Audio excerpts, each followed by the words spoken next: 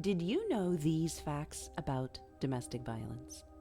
Domestic violence is the second leading cause of death among Black women. Domestic violence is the third leading cause of death among Native and Indigenous women. It's the seventh leading cause of death among Caucasian women.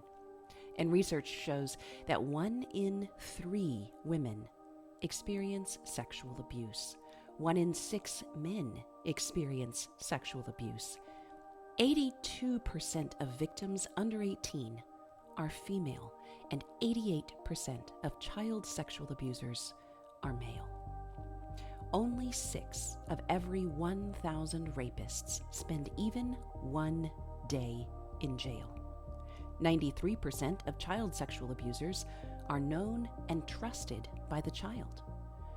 34% of child sexual abuse victims are under age 12, often starting by age 4. Sexual abusers have between 50 and 150 victims before their first arrest, and usually many more after.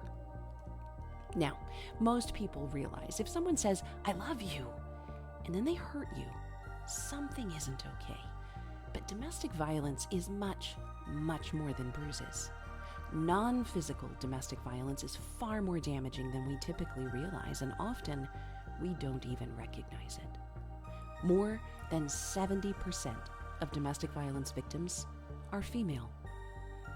Domestic violence includes 18 different types of abuse. These are belief systems, children, culture abuse, cyber abuse, emotional abuse, financial abuse, intellectual abuse, legal abuse, medical, pets and property, physical abuse, psychological abuse, reproductive abuse, sexual abuse, social abuse, spiritual abuse, and verbal abuse.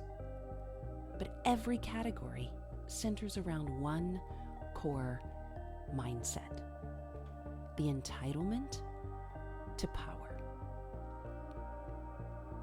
Entitlement enables things like deceptive sexuality, coercive control, and intimate terrorism. These are all expressions of domestic violence. Now, what happens when church is not safe for those who are experiencing abuse? Well, clergy members often say things like, "You just need to forgive. If you gave him more sex, he wouldn't look at porn or cheat. Why are you digging up the past? You're so bitter. You need to stop talking about this.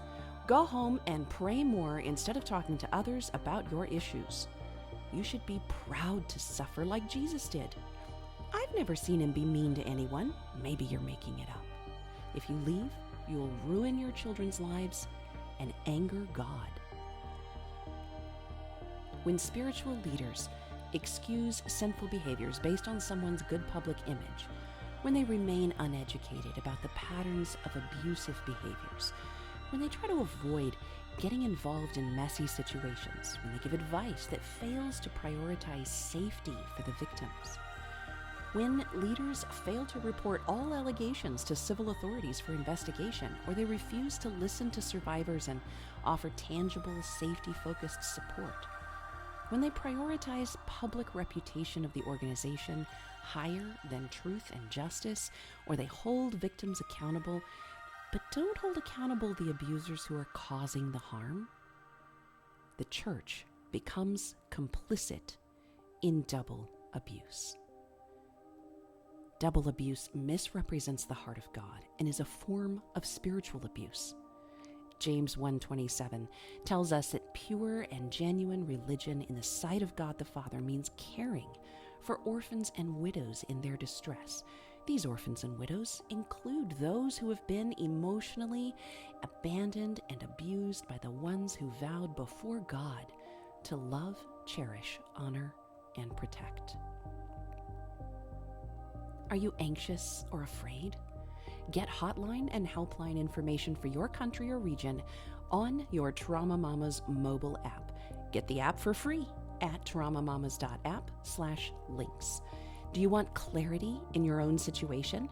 Get coaching, online courses, and healing supportive community on the TraumaMAMAs mobile app right there at the link below. Do you need resources to share with others?